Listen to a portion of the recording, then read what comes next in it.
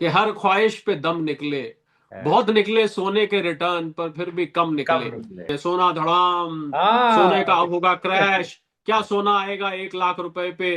क्या सोना आ जाएगा 70,000 रुपए पे? क्या सोने में 40% करेक्शन हो जाएगी? होता है कि ऐसा थंबनेल बनाइए जो खोलने वाला एक बार को तो बटन दबा के खोल ही दे। डोनाल्ड ट्रंप साहब न्यूयॉर्क का इलेक्शन हार गए। हाँ, ममदानी साहब आ जोरान गए, बड़ा उन्होंने धमकाया जो, था ममदानी साहब की, सब जो, बंद कर दूंगा, बिल, फंडिंग बंद कर दूंगा। और ये बिल, कम्युनिस्ट, ये पागल कम्युनिस्ट हैं, क्या क्या नहीं बोले थे वो। बिल्कुल।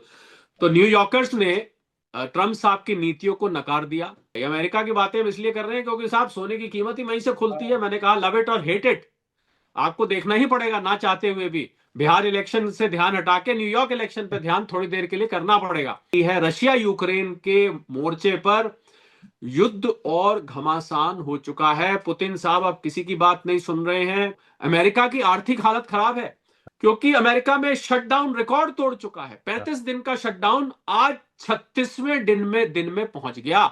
आज तक का सबसे बड़ा शटडाउन। 4 करोड़ 20 लाख लोगों को खाने के लाले पड़ सकते हैं। अब तो एयरपोर्ट बंद होने की नौबत आ रही है। डिफेंस पर्सनल की सैलरी की दिक्कत आ रही है। ऐसे में अमेरिकी अर्थव्यवस्था और अमेरिकी शेयर मार्केट, अर्थव्यवस्था नहीं शेयर मार्केट, बम बम कर रही है। हाँ, वो ये भागे। ये ये ये हाँ। ये कौन सा? लोग कहेंगे भैया ये तो कंफ्यूज कर दिया। हाँ। 3 फैक्टर्स 4 फैक्टर्स बता दिए गिरने वाले, 3 4 बता दिए उठने वाले। अमेरिका में एक लॉबी है विक्रांत, जो हाँ। कि सोने की कीमत को ऊपर नहीं जाने दे रही है। उनको खतरा लग रहा है कि अगर ये ऊपर चला गया तो भैया हमारे डॉलर का तो बेड़ा गर्क हो जाएगा। मुझे लगता है कि सोने की कीमत को आगे ऊपर रखने वाले फैक्टर्स का पलड़ा इस समय भारी है। दोनों तरफ के फैक्टर बता दिए, जो सोने के दाम कम कर सकते हैं और जो ज्यादा कर सकते हैं। तो पहली बात तो ट्रेडर्स भी बहुत देखते हैं आपको विक्रांत, अच्छा। आपकी गलत फहमी है कि ट्रेडर्स नहीं देखते। मैं ट्रेडर्स को राय नहीं देता हूं, वो अलग बात है। मैं ट्रेडर्स के लिए कोई हमदर्दी नहीं रखता जो आज खरीदा कल बेचा। जेंजी के साथ एक पिक्यूलियर फीचर ये है कि वो ओवरनाइट रिच बनना चाहते हैं। थोड़ी सी पेशेंस वहां पर की मात्रा कम है। सारे जो फैक्टर्स सोने और चांदी की कीमतों को ऊपर नीचे ले जाते हैं, मैं यहां पर दोहरा दूं, उस ऊपर ले जाने वाले फैक्टर्स का पलड़ा आज भी भारी है। अगर आप 2 साल से 5 साल रख लेते हैं।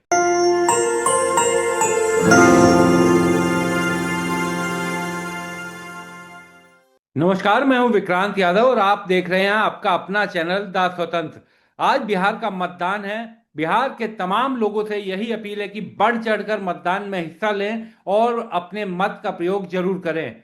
बिहार का चुनाव आपके भविष्य का निर्माण करेगा, बिहार के भविष्य का निर्माण करेगा। लेकिन भविष्य को, सभी के भविष्य को सुरक्षित रखने के लिए आपके निवेश का भी सुरक्षित रहना जरूरी है। इसलिए हमने सोचा कि आज शरद कोली जी, जो हमारे एक्सपर्ट भी हैं तमाम चीजों पर, हमें हमारे दर्शकों को राय देते हैं, उनसे आज इस मुद्दे पर बात की जाए।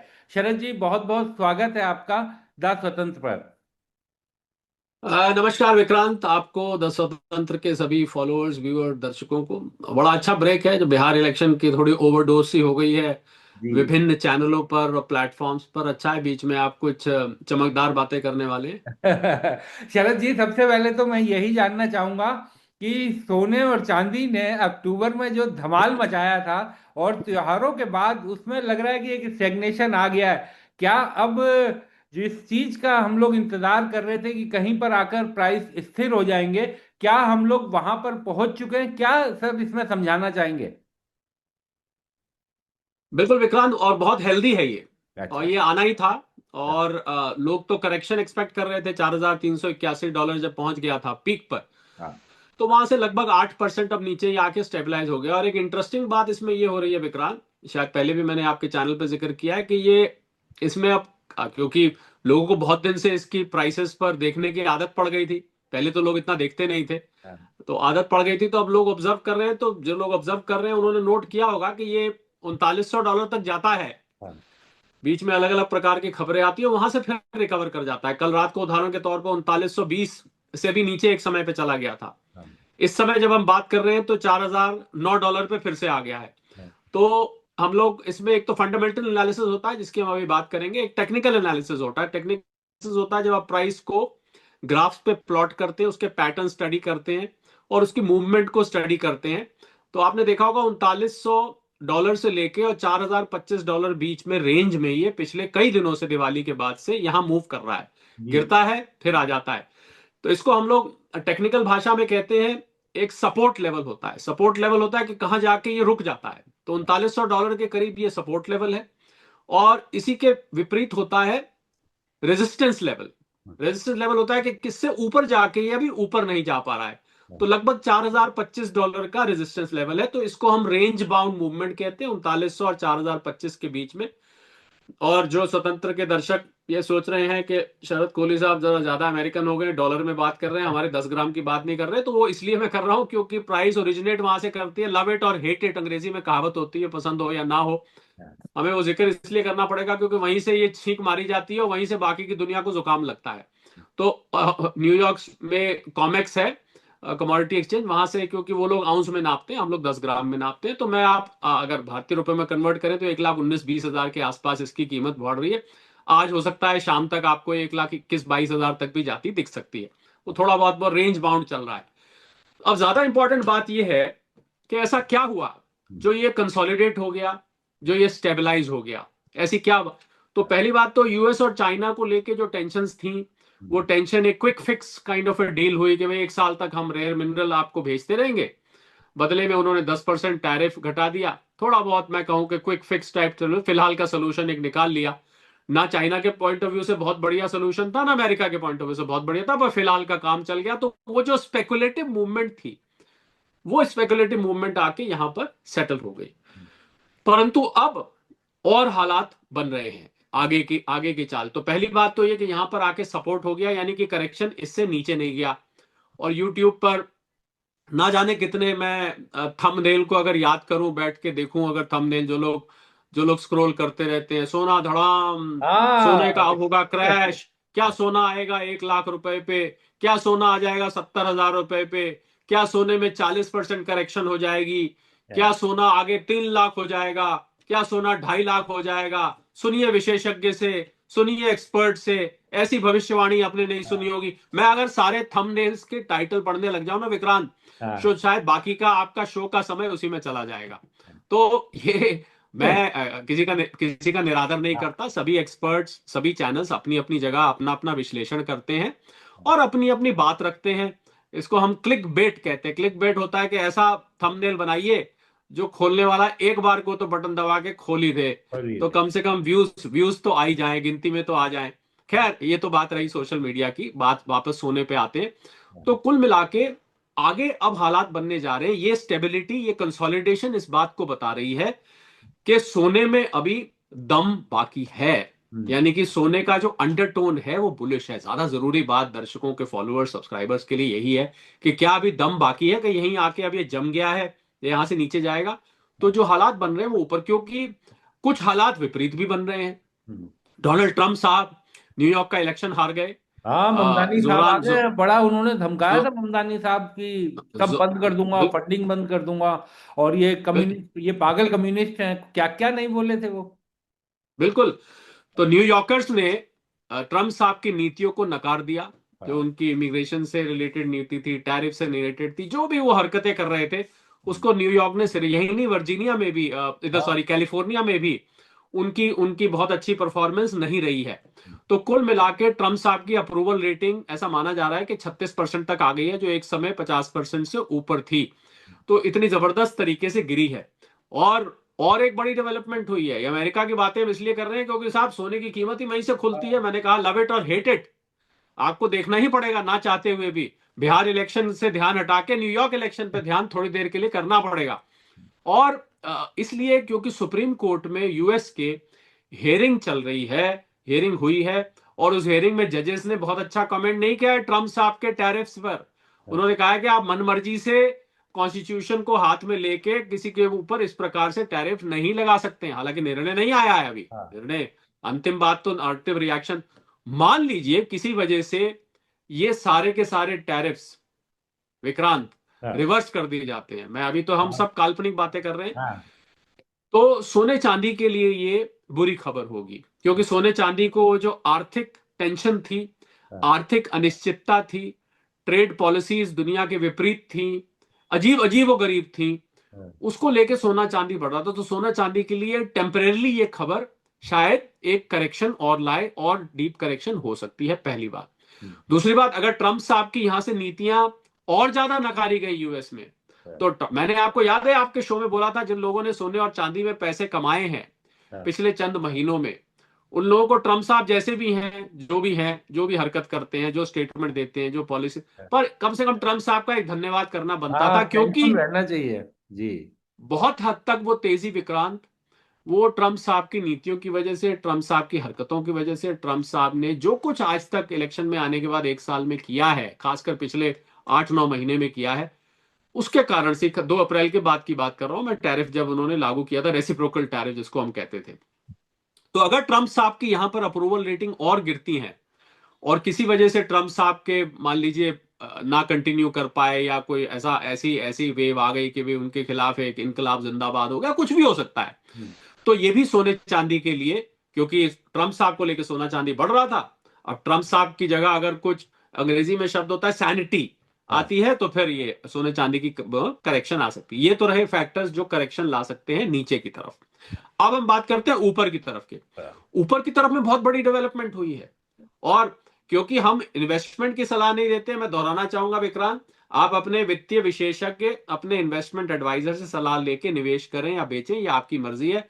हम लोग यहां पर केवल एक न्यूज एनालिसिस करते हैं, वो फैक्टर्स जो सोने और चांदी को ऊपर और नीचे ले जाते हैं, उन फैक्टर्स की चीर फाड़ हम बिल्कुल। करके आपके सामने रख देते हैं। चीर फाड़ करके रख दी, स्वयं देख लीजिए कैसा है कैसा नहीं है। तो ऊपर की तरफ के लिए क्या ट्रिगर्स हैं, आपने ध्यान दिया होगा कि न्यूक्लियर टेस्टिंग दुनिया भर में इस समय चर्चा का विषय है। एक जमाना वो था जब एक भी देश न्यूक्लियर टेस्टिंग करता था तो इंटरनेशनल एटॉमिक एजेंसी उस पर सैंक्शंस लगा देती थी, बड़े बड़े देश सैंक्शंस लगा देते थे। आज वो देश स्वयं टेस्टिंग खुले आम बात कर रहे हैं। ट्रंप साहब ने कह दिया पाकिस्तान ने टेस्टिंग करी है, रशिया ने नए प्रकार की मिसाइल निकाली है जो कि न्यूक्लियर एनर्जी से चलती है, न्यूक्लियर वेपन कैरी नहीं करती है, चलती ही न्यूक्लियर एनर्जी से, अनलिमिटेड धरती का चक्कर लगा सकती है, कहीं भी जाके मार सकती है। चाइना ने एक मिसाइल निकाली है जो बहरूपिया है, अपना रूप बदल लेती है हवा में। तो अमेरिका कह रहा है भाई जब सब देश टेस्टिंग कर रहे हैं तो हम भी टेस्टिंग करेंगे। तो ये जो न्यूक्लियर शब्द का खुले आम प्रयोग हो रहा है, और विक्रांत ध्यान दीजिएगा इस बात की, किसी हथियार की आप टेस्टिंग कब करते हैं?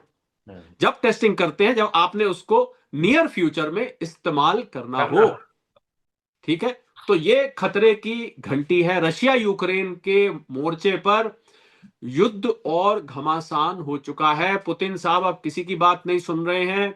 यूक्रेन के पास फंड्स खत्म हो रहे हैं, हथियार खत्म हो रहे हैं। ऐसा भी माना जा रहा है कि चुपचाप एक हवाई जहाज यूक्रेन पहुंचा, कहीं वो टॉम हॉक मिसाइल तो नहीं थी, कहीं वो कोई ऐसे हथियार तो नहीं थे जिससे रशिया और भड़क जाए, या रशिया पर यूक्रेन हमले की और तैयारी कर रहा हो, वगैरह वगैरह वगैरह। मैं ज्यादा, हम यहाँ कोई लड़ाई का शो नहीं कर रहे हैं, हम सोने चांदी पर नजर बनाए हुए, जैसे अर्जुन ने चिड़िया की आंख पर नजर रखी थी। पर क्योंकि ये फैक्टर्स बहुत जरूरी हैं डिस्कस करने, तो ये सब फैक्टर्स विक्रांत, और एक और फैक्टर का मैं जिक्र करूं, अमेरिका की आर्थिक हालत खराब है। मुझे ऐसा महसूस हो रहा है कि अमेरिका की शेयर मार्केट एक बबल बन चुकी है, क्योंकि अमेरिका में शटडाउन रिकॉर्ड तोड़ चुका है। 35 दिन का शटडाउन आज 36वें दिन में पहुंच गया। आज तक का सबसे बड़ा शटडाउन, 4 करोड़ 20 लाख लोगों को खाने के लाले पड़ सकते हैं। अमेरिका का एक फूड एड प्रोग्राम होता है, खाने को नहीं होगा। अब तो एयरपोर्ट बंद होने की नौबत आ रही है, डिफेंस पर्सनल की सैलरी की दिक्कत आ रही है। तो ऐसे में, अब हैरान देख के ध्यान दीजिएगा, ऐसे में अमेरिकी अर्थव्यवस्था और अमेरिकी शेयर मार्केट, अर्थव्यवस्था नहीं शेयर मार्केट, बम बम कर रही है। हाँ, वो ये भागते ये हैं। ये ये ये कौन सा? तो जैसा कि आपको याद है, आपके मैंने पहले भी शायद शो पे कहा, मुझे लग रहा है कि अमेरिकी मार्केट एक आर्टिफिशियल बबल उसमें बन रहा है। 130% कर्ज अमेरिका पे, $38 ट्रिलियन का कर्ज है, नौकरियां सृजन हो नहीं रही हैं, बिजनेसेस छोटे लाले पड़ रहे हैं, और लोगों को अपने आप को सस्टेन करने में दिक्कत हो रही है। और सोने पे सुहागा, ये शटडाउन 36 दिन का रिकॉर्ड आज तक का ट्रंप साहब के लिए सिरदर्दी बना हुआ है। तो मुझे लग रहा है कि अमेरिकी अर्थव्यवस्था की हालत खराब है। और ये मैंने क्यों जिक्र किया, क्योंकि अगर यूएस डॉलर यहां से कमजोर होता है अमेरिका की इस आर्थिक हालत की वजह से, तो आपको सोना और चांदी ऊपर जाते दिखेंगे। डॉलर कमजोर होता है तो सोना ऊपर जाता है। आप और हम इसकी पहले कई बार चर्चा कर चुके हैं कि ऐसा क्यों होता है। तो ये ऊपर ले जाने के हालात, अब सवाल ये उठता है, लोग कहेंगे भैया ये तो कंफ्यूज कर दिया, हाँ। 3 फैक्टर्स 4 फैक्टर्स बता दिए गिरने वाले, 3 4 बता दिए उठने वाले। यार ये तो क्या कंफ्यूज करने आए हो क्या यहाँ पर, ये शो आप हमें कंफ्यूज कर रहे हो। हम, मेरे विचार से विक्रांत, जो ऊपर ले जाने वाले फैक्टर्स हैं वो जरा तराजू पर भारी हैं, जो नीचे ले जाने वाले फैक्टर्स हैं वो हल्के हैं। तो इसलिए मैं ये दोहरा के कहूंगा कि सोने और चांदी में अभी भी अंडरटोन बुलिश है। जो लोगों के लिए मौका अच्छा है, जिन्होंने बस मिस कर दी थी, जिनकी हाँ। बस निकल गई थी पीछे, उनको लग रहा था हाय मौका निकल गया, सस्ते पे नहीं लिया, तो 1,19,20,000 भी मुझे लगता है कि बहुत ज्यादा कीमत नहीं है इस चमकते हुए येलो मेटल की। आप थोड़ा थोड़ा करके सिप करके इसमें लंबे लंबे वक्त के लिए, मैं बार बार जोर दूंगा लंबे वक्त के लिए, क्योंकि आपको नहीं पता बॉटम कहां बनती है। तो आप ढूंढते रहेंगे मौका, भैया कब सबसे कम आया, पता लगा फिर बस निकल गई। तो हाँ। लंबे वक्त के लिए लेके रखें, 2 से 5 साल आपको ये अच्छा रिटर्न दे सकता है। तो ये है सोने चांदी की पोजीशन आज की। और और एक बड़ी बात, अमेरिका में एक लॉबी है विक्रांत, जो हाँ। कि सोने की कीमत को ऊपर नहीं जाने दे रही है। उनको खतरा लग रहा है कि अगर ये ऊपर चला गया तो भैया हमारे डॉलर का तो बेड़ा गर्क हो जाएगा। तो लगा जब भी ये चढ़ता है $4,000 से ऊपर, इसमें वहां से बिकवाली आ जाती है। और जब ये $3,900 पे गिरता है, तो इस पे चीन से, टर्की से और जगह से खरीदारी आ जाती। बहुत सारे देश हैं जो इसको लगातार खरीदे जा रहे हैं। तो दो रस्साकशी बोलते हैं ना, गेम हाँ, होता था, दोनों रस्सी तरफ से पकड़ते खींचा थे, जा रहा है। दोनों तरफ से खींचते थे, कभी ये वाले गिर जाते थे, कभी वो वाले गिर जाते थे। तो ये रस्साकशी का खेल चल रहा है। परंतु जो मैंने आपको फैक्टर्स बताए हैं, मुझे लगता है कि सोने की कीमत को आगे ऊपर रखने वाले फैक्टर्स का पलड़ा इस समय भारी है यानी विक्रांत। आपने की अच्छी बात ये रही कि शरद जी आपने बताया, दोनों तरफ के फैक्टर बता दिए, जो सोने के दाम कम कर सकते हैं और जो ज्यादा कर सकते हैं। तो हमारे दर्शक, क्योंकि हमारे दर्शक आमतौर पर वही निवेशक हैं जो लंबे समय के लिए रखना चाहते हैं, क्योंकि ट्रेडर्स तो जैसा आप भी कई बार बोलते हैं कि वो हमें क्यों देखेंगे और वो हमसे क्यों राय लेंगे। तो जो निवेशक हैं जो लंबे समय के लिए निवेश करना चाहते हैं, आपको लगता है कि उनके लिए सोना अभी भी एक अच्छा विकल्प है? और उनकी जो उनके लिए जो सोने की चमक है वो आपकी जैकेट की तरह एकदम बनी रहेगी, क्योंकि आज आपकी जैकेट की चमक भी एकदम कमाल है सर। नहीं, मैं तो जैकेट, क्योंकि शो वो स्वर्ण गोल्ड पे से था, मिलती हुई है। तो मुझे स्वर्ण में जैकेट मैंने सोचा उपयुक्त रहेगी, बिल्कुल बिल्कुल अप्रोप्रिएट रहेगी। तो देखिए, ट्रेडर, पहली बात तो ट्रेडर्स भी बहुत देखते हैं आपको विक्रांत, अच्छा। आपकी गलत फहमी है कि ट्रेडर्स नहीं दिखते। मैं ट्रेडर्स को राय नहीं देता हूं, वो अलग बात है। मैं ट्रेडर्स के लिए कोई हमदर्दी नहीं रखता, जो आज खरीदा कल बेचा, हाँ। आज खरीदा 15 दिन बाद बेचा, उनके लिए ये शो नहीं है। क्योंकि वो मूवमेंट कभी भी, वो सट्टेबाजी है, वो कभी भी घाटा खा सकते हैं, थोड़ा बहुत मुनाफा भी कमा सकते हैं। तो इसलिए उनको हम अभी अलग रख देते हैं। निवेशकों के लिए, जैसा कि मैंने कहा, मैं दोहराना चाहूंगा कि सोना और चांदी आपके पोर्टफोलियो में, हालांकि आपको अपने इन्वेस्टमेंट एडवाइजर और फाइनेंशियल एडवाइजर से सलाह लेके करना चाहिए, पर मुझे ऐसा जो हालात नजर आ रहे हैं वो ये नजर आ रहे हैं कि अंडरटोन बुलिश है। आपके पोर्टफोलियो में अभी भी अगर 20% सोना चांदी है, तो ये एक अच्छा कॉम्पोजिशन माना जाएगा। डाइवर्सिफाइड एसेट्स आप रखते हैं, आप कुछ शेयर्स में लगाते हैं, कुछ म्यूचुअल फंड में लगाते हैं। अब पीछे म्यूचुअल फंड की बड़ी बदनामी की जा रही थी विक्रांत, आपको हाँ। याद हो, म्यूचुअल फंड ने हार्डली कोई रिटर्न दिया, ज्यादातर ने तो नेगेटिव रिटर्न दिया है। शेयर मार्केट ने भी आपका सेविंग्स बैंक के बराबर पिछले सितंबर टू सितंबर रिटर्न दिया है। जिन लोगों ने विक्रांत म्यूचुअल फंड को लगभग लगभग 25 साल हो चुके हैं, बहुत सारे म्यूचुअल फंड मेरे पास लिस्ट है, हाँ। उनको उनको करीब क्वार्टर ऑफ ए सेंचुरी, जिन लोगों ने 25,000 रुपए महीने की सिप आज से 25 साल पहले शुरू करी थी, 25,000 रुपए महीने की, आप लगाइए उनका। कुछ एक म्यूचुअल फंड ऐसे, मैं नाम लेके उनको, उनका एडवर्टाइजमेंट नहीं करना चाहता, जब तक कि आपको वो म्यूचुअल फंड पैसे ना दे लगाने के लिए, मैं क्यों उनका नाम लूं हाँ। आपके शो पे। 8 से 9 करोड़ रुपए बन चुके होते अगर 25 साल लगातार आप 25,000 रुपए पर मंथ कर रहे होते। 1 साल तक, 1 साल तक, साल बसाल 25 साल तक नॉन स्टॉप आप कर रहे होते, तो बुरा म्यूचुअल फंड भी नहीं है। Mutual fund, shares, real estate, आपका आपका वेनिला बेचारा चुपचाप बैठा हुआ एफडी बैंक में सेविंग्स अकाउंट, और आपका ये गोल्ड और सिल्वर, इस सबको डाइवर्सिफाइड करके रखें। 20-25% अगर सोने चांदी में है, मुझे लगता है कि अच्छा हेज रहेगा। खबरों पर, जिन खबरों की हमने बात करी, बड़ी इंटरेस्टिंग खबरें हैं।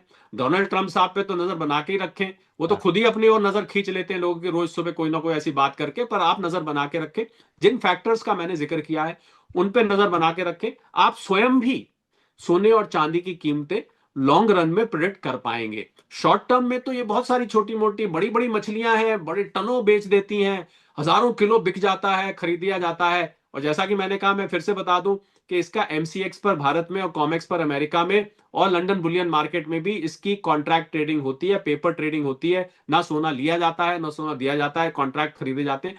उसके कारण ये आपको जो बीच में स्पेकुलेटिव प्राइस में हिस्सा दिखता है, वो हार्ट बीट की तरह, ईसीजी की तरह ना विक्रांत, ऊपर नीचे ऊपर नीचे ऊपर नीचे होती रहती है। तो उसको ध्यान नहीं देना चाहिए। अगर आप लंबे वक्त के निवेशक हैं, लेके आराम से बैठ जाइए, 2 साल 5 साल इंतजार करिए। जब जब आपको मुनाफा होगा अगर, तो विक्रांत को एक डब्बा लड्डू भेजिएगा, मैं भी कभी मौका लगा तो खा लूंगा। अरे बिल्कुल। सर एक चीज मैं ये जानना चाहूंगा शरद जी कि अब गांधी जिन उनकी बहुत चर्चा की जाती है, वो लोग भी इसमें इन्वेस्टमेंट में गोल्ड को अपने एक इन्वेस्टमेंट के तौर पर देख रहे हैं। तो क्या, क्योंकि आमतौर पर हमारे जो संस्कृति रही कि हम लोग तो जो निवेशक सोने में अगर निवेश भी किया तो उसे लेके रख देते हैं कि नहीं भाई अब इसे संभाल के रख दो, देखा जाएगा जब कुछ होगा। लेकिन बहुत से लोग ये भी सोच रहे हैं कि जिन्होंने कम दाम पे खरीदा था, अब चूंकि एक स्टैग्नेशन आ गई, एक जगह आकर प्राइस स्थिर हो गया, तो वो लोग ये सोच रहे हैं कि अब इसे निकाल दें, बेच दें, या अभी थोड़ा और इंतजार करें। तो ऐसे निवेशकों को क्या सलाह दी जाएगी? देखिए, अगर आपको अच्छा खासा मुनाफा हो चुका है, हाँ। आपने 2 3 बातें पूछी, जेनजी की पूछी, मैं जेनजी पे भी अभी आता हूं। जी। अगर आपको अच्छा खासा मुनाफा हो चुका है, तो जैसा कि मैंने कहावत कही थी कि आपका जो मुनाफा बैंक में आ गया वो उस मुनाफे से अच्छा है जो खाली आपके ख्यालों में है और लॉकर में पड़ा है, घर में पड़ा है, बुक्स में पड़ा हुआ है। तो कुछ हद तक मुनाफा बुक करने में कोई हर्ज नहीं है। अच्छा। तो अगर आप मेरे से पूछे, मैं कहूंगा कि आधा बेच के मुनाफा कमा लीजिए। उस हाँ। कमाए हुए मुनाफे से एक छुट्टी मनाइए, गाड़ी खरीदिए, जितना भी मुनाफा है कुछ भी खरीदिए, नया फ्रिज, टीवी, एसी, जो मर्जी खरीदिए, नए कपड़े खरीदिए, पार्टी दीजिए। पर बाकी का आप रख सकते हैं। तो अब आती है बात जेनजी की। जेनजी को मैं ये, क्योंकि जेनजी के साथ एक पिक्यूलियर फीचर ये है कि वो ओवरनाइट रिच बनना चाहते हैं, with due respect to them. हाँ। आई मीन, हाँ। वो लोग, उन लोगों में जितना दिमाग है शायद इससे पिछली वाली जनरेशन में नहीं था, जितनी उनकी आईक्यू लेवल है, जितना उनका टेक्नोलॉजी पर की तरफ रुझान है, जितना वो टेक्नोलॉजी का इस्तेमाल करते हैं अपनी जिंदगी में। परंतु थोड़ी सी पेशेंस वहां पर की मात्रा कम है। तो वो लोग बहुत जल्दी जल्दी निर्णय लेते हैं। थोड़ा सा हुआ तो उनको मैं ये सलाह दूंगा कि अगर आपने सोने में निवेश किया है, करना चाहते हैं, तो आप भी लंबे वक्त के लिए थोड़ी सी पेशेंस अपने माता पिता से, दादा दादी से उधार ले लें, और उस पेशेंस का इस्तेमाल करके आप उसको अपने पास रखें। क्योंकि आप जब जेन जी से अगली जनरेशन में पहुंचेंगे, तो आपका उस समय मुनाफा वो हो चुका होगा। मुझे ऐसी उम्मीद है, जैसा कि मैं कह रहा हूं कि अंडरटोन अभी भी इसकी बुलिश है। और सारे जो फैक्टर्स सोने और चांदी की कीमतों को ऊपर नीचे ले जाते हैं, मैं यहां पर दोहरा दूं, उस ऊपर ले जाने वाले फैक्टर्स का पलड़ा आज भी भारी है। अगर आप 2 साल से 5 साल रख लेते हैं, हाँ। मैं मुझे मुझे ऐसा दिखाई दे रहा है। हाँ। और जो हालात बन रहे हैं वैश्विक स्तर पर, क्योंकि सोना, जैसा कि मैंने कहा था, धनतेरस, अक्षय तृतीया, शादी वादी के सीजन से फर्क नहीं पड़ता है। हाँ। जो वैश्विक स्तर पर हालात बन रहे हैं वो ये संकेत कर रहे हैं कि और ये जो $3900 से नीचे नहीं जा रहा ना, बार बार गिरता है हाँ। फिर उठ बिल्कुल। जाता है, गिरता है फिर उठ जाता है, गिरता है फिर उठ जाता है, ये जो नहीं गिर रहा है, ये एक सपोर्ट लेवल की तरफ इशारा कर रहा है। और ये सपोर्ट लेवल ये बताता है कि अभी इसमें इतना करेक्शन नहीं आएगा। इस समय भी जब हम बात कर रहे हैं, तो हाँ। हम जब बात शुरू करी थी $4009 पे था। हाँ। अब ये चार और लगातार $3970 से ऊपर चढ़, अब $4013 पे आ गया है। तो देखिए, बाइंग आ जाती है। हाँ। जैसे ही नीचे गिरता है, लोग खरीदना शुरू कर देते हैं। तो इसका, और सेंट्रल बैंक्स ने नहीं बेचा है, इंपॉर्टेंट बात विक्रांत, कि ये जो बिल्कुल। बिकवाली हुई थी तो सेंट्रल बैंक्स ने नहीं बेचा।